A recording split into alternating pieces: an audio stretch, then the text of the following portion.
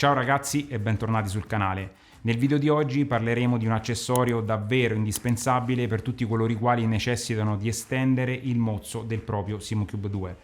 La prolunga in questione è commercializzata da Sim Racing Bay, pioniere nella produzione di volanti direct drive fin dal 2015, rivenditore ufficiale e partner di Granite Device. Nello shop di Sim Racing Bay è possibile trovare tutti i prodotti legati all'ecosistema SIMOCUBE 2, volanti wireless compatibili come lo storico replica ufficiale GT3 e una serie di accessori tra cui la prolunga oggetto della recensione odierna. La prolunga, compatibile con tutte le basi SIMOCUBE 2, è utile per estendere il mozzo originale ed installare in maniera agevole lo schermo tra il volante e il motore, ottenendo un mix ottimale tra FOV e posizione di guida.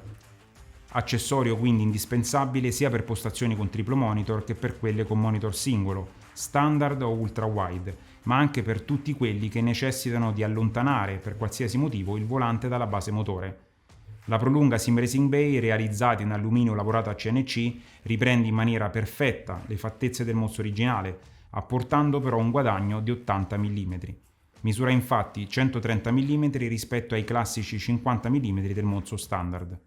La lunghezza totale, compreso il QR originale, passerà quindi da 70 a 150 mm.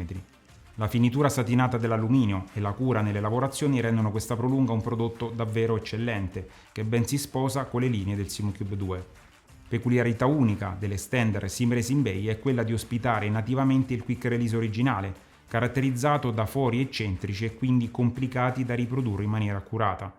Avremo quindi la possibilità di montare i nostri volanti preferiti dotati di QR SIMOCUBE 2 senza bisogno di ulteriori adattatori, mantenendo quindi un look pulito ed elegante. Inoltre in confezione è inclusa una piastra adattatrice con fori da 70 mm, utile per convertire il mozzo SIMOCUBE e renderlo compatibile con quick release di terze parti, come ad esempio il Q1R o lo Xeroplay di HRS. La piastra, acquistabile anche separatamente ad un costo di 25 euro più IVA, è realizzata in alluminio anodizzato e presente internamente 3 fori incassati per il montaggio sul mozzo ed esternamente 6 fori da 70 mm provvisti di filettatura. Sarà quindi possibile fissare direttamente il QR di terze parti senza la necessità di usare un controdado autobloccante. Accessorio quindi davvero molto interessante per tutti i possessori di SIMOCUBE 2. Ci spostiamo adesso sulla postazione e andiamo a montarlo insieme.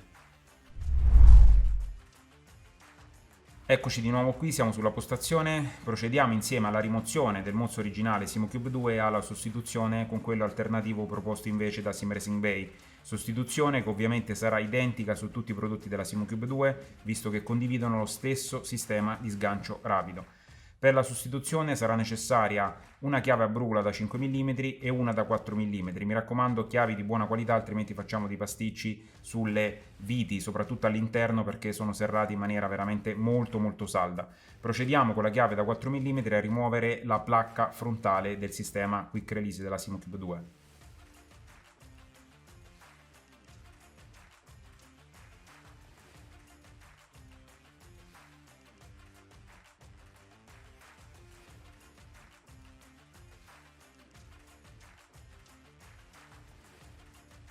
Una volta rimossa la piastra anteriore del Quick Release SIMOCUBE 2 possiamo procedere direttamente al montaggio della piastra adattatrice di Sim Racing Bay, che ci permette quindi di adattare il mozzo SIMOCUBE 2 ad un qualsiasi Quick Release con attacco da 70 mm, oppure andare a rimuovere il mozzo e sostituirlo con quello di Sim Racing Bay. Per farlo abbiamo bisogno di una chiave a brugola da 5 mm con una leva un pochino più lunga rispetto a quella precedente. Teniamo fermo il mozzo in posizione e procediamo alla rimozione delle 4 viti presenti all'interno della flangia.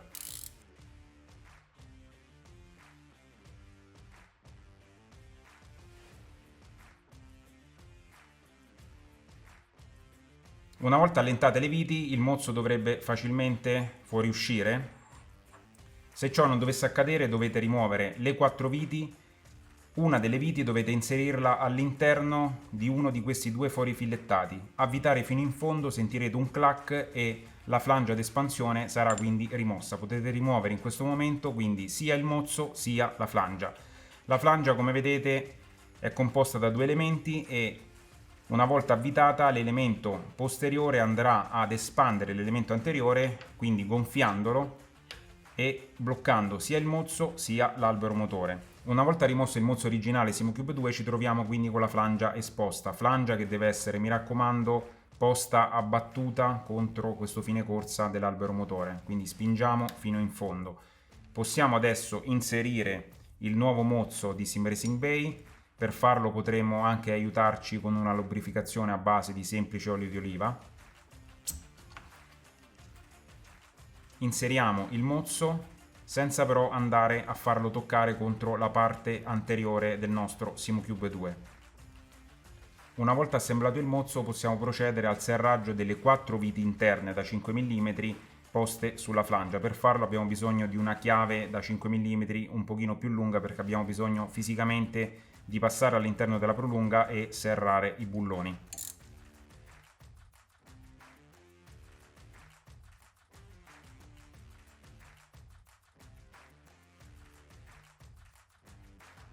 Una volta serrate le viti all'interno della flangia e aver quindi fissato in maniera solida la nostra prolunga, possiamo procedere all'installazione del piatto adattatore da 70 mm oppure alla testa del quick release originale SimuCube 2.